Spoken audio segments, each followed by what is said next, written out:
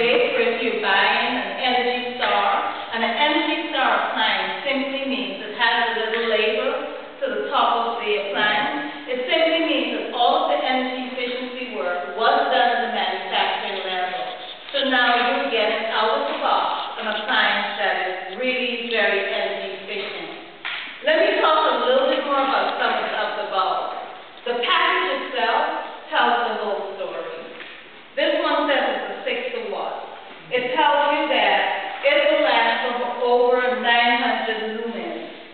And in this case, it actually lasts for 14 years. It also tells you how much you will save using one of these light bulbs over the course of a year. On the left side of the package usually tells you what type of lighting you will get on the inside. In this case, it says soft white. So it's going to give you like a muted, not a very bright light, more muted. If you want to have it very, very bright, then look for one that says day light. Okay? And it will be extremely light. I just picked up another light bulb and I left it in the office. Phyllis has come out with a new energy efficiency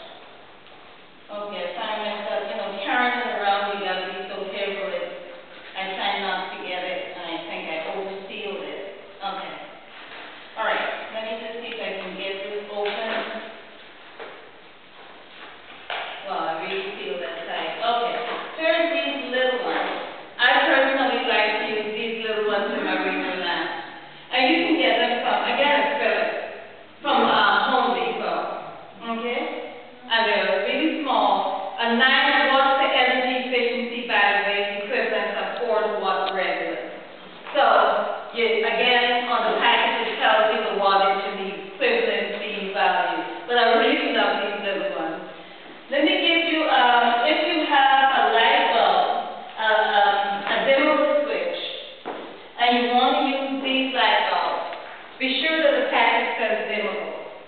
If it does not, and you try to put a regular CFL, compact fluorescent, or a regular LED light emitting battery in a dimmable socket, it will not work.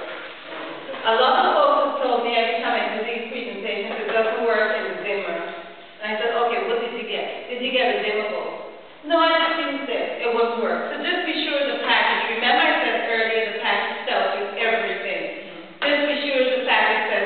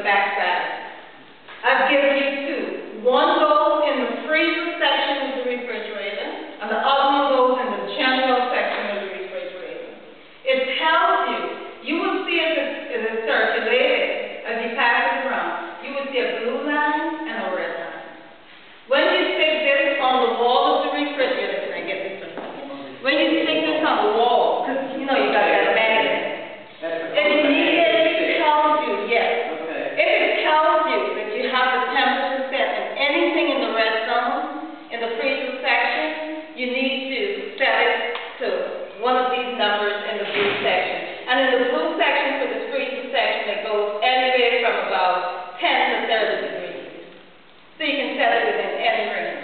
When you do the same thing to the body, if this little angle, this little arm, goes to the rest portion, it tells you what you should set it. 0 to 20 degrees for the general body of the refrigerator. What about the freezer? The big freezer? Yeah, one goes in the freezer. You can try it in the big freezer and see if it will work. I've used it primarily in the freezer section of the refrigerator. Typically, your big freezers are older and they're energy gobblers. Unless you've gotten a modern freezer that has an Energy Star, you're losing a lot of energy. Period. They're serious energy gobblers, especially the old models. You know, if you can afford to do it and you're in the market shopping for a refrigerator, a freezer, I would say do it. Buy one that has the label, that Energy Star label to the top, because remember earlier I said all that energy efficiency work was done at the manufacturing level. So you're taking it out of the box already energy efficient and will be using less energy. If you were to do these things with your refrigerator, again, you'll hear me quote the U.S. Department of Energy for the entire night. You will save another 10 to 12% on your energy bill. So you unplug small appliances, 10%. You unplug refrigerator, 12%. You're up to 22% savings already on your energy bill. Let's talk about your washing machine. Let's talk about your washing machine. How many people, who can tell me what is the most energy efficient cycle your washing machine should be set on? Cold. Exactly. You don't want to do cold warm. You don't want to do cold hot. You don't want to do hot warm. You don't want to do hot at all. Why? Because it is not the temperature setting of your washing machine that determines how clean your clothes get. Believe it or not, it is your detergent. The chemical composition of that detergent is what cleans your clothes. The only time I'll tell you not to set your washing machine on the cold side is if, for any medical reason, there may be someone in the home who's ill and the doctor suggests that you should wash those persons' clothes coming from that person in the hot cycle. And that's just to kill some of the bacteria. If the doctor suggests that, then yes. If it's a medical reason. Otherwise, go home, switch your cycle to cold, and keep it on cold. It's your detergent that will get those clothes clean. We're getting ready to get into the warm season, the cooling season. I want you to get into the habit. Every time we get close to a different season, now it's the cooling season, if you have central air, I want you to choose a particular anniversary date. And I would say you probably could do it now. Maybe you choose April 15th. Why? Tax day. Choose April 15th. Whatever date you're likely to remember, and have a professional HVAC person, that stands for heating, ventilation, and air conditioning specialist, to come to your home and do a service maintenance on your central heating system before you turn it on. You must do that. Why? Here's why. The central unit itself sits on the outside.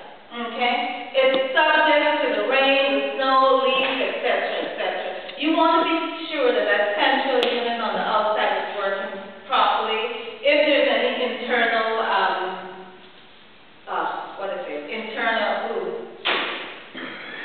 it's, I just saw it, solar press. It's a little, you take it up and you clean it. It's,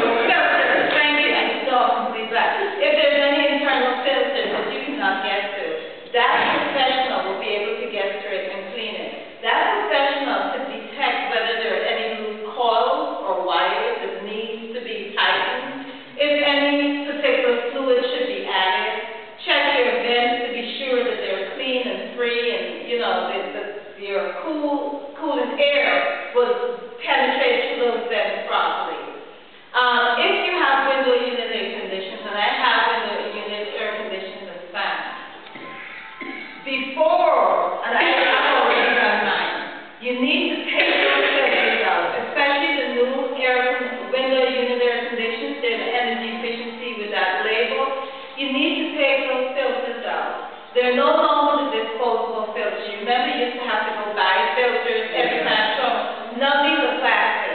I want you to take them out and let me just show you by demonstration. This is a filter. Okay, let's just assume that this is a filter, and it's not really a filter, but I don't have anything I can show you. Take the filter out. Use a toothbrush. You know, any toothbrush that you have, hard or soft, and just put a little bit of, first of all, brush it properly, and you will see all of that dirt that will come off of the filter back and front, and then take just a little teeny bit of soap powder or dishwashing liquid, really, and clean it again. Then I want you to put that filter somewhere to dry. I do not want you to wait until it gets hot to take that filter out, wash it, and put it back in. Why? Because it may not dry properly. It may still have water. Water and electricity is bad. You can get shocked. Would you like some water?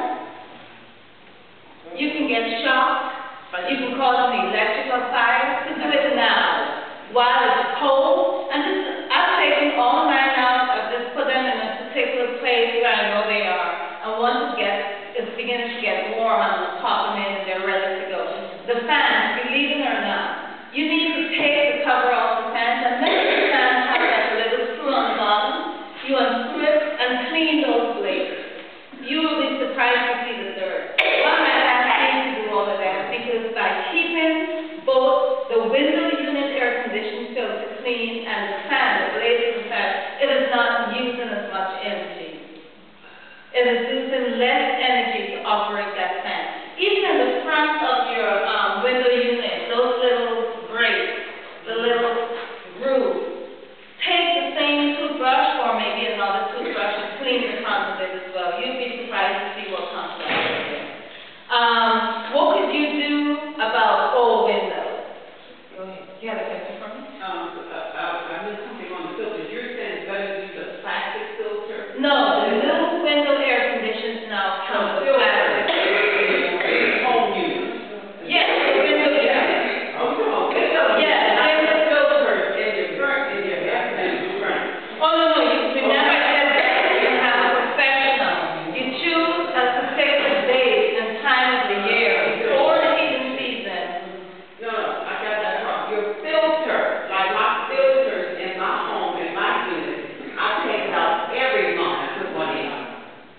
Oh, you don't have a professional to do it for you for your central unit air conditioner? They come in service, but I had service for the winter, service for the summer. But I had asthma, so I had to change mine every month. Okay. The filters, all right, you can say I'm going away, but I heard you say something about get the plastic. Well, the window unit air conditioning units are now energy efficient. They don't have plastic, they don't have the paper filter, plastic. And you don't throw the plastic out. You just wash it. Yeah, window unit air conditioning. Central unit air conditioning, I personally don't touch the filter.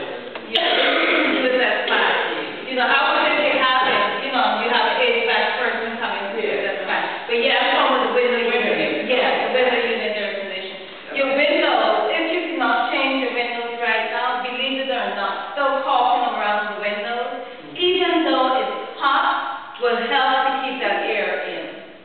Okay? And then of course when it gets to be cool, then it's cold, then it's going to help to keep the heat in. The same that you'll do for your maintenance on your cellular system, I want you to do the same maintenance when you get ready to go into the heating season. And my date is October 15th.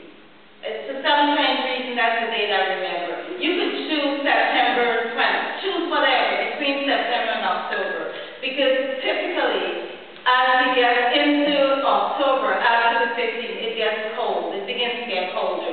So choose a day between, I would say, September 15th and October 15th that you're likely to remember, and have an HVAC person, a heating, ventilation, and air conditioning specialist to come to the home and do a maintenance on your furnace or your boiler and your hot water tank.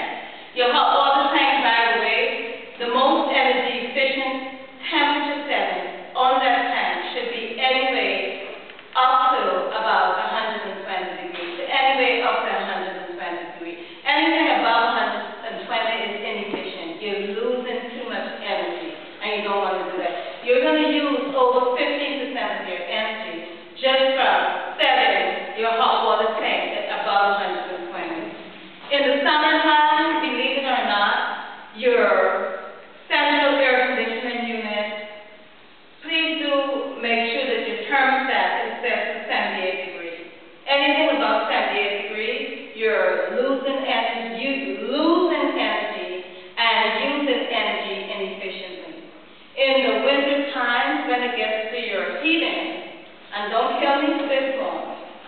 But the most efficient temperature setting, that your programmable thermostat should be set, and I'm going to whisper this one, it's not about 68 degrees. But listen.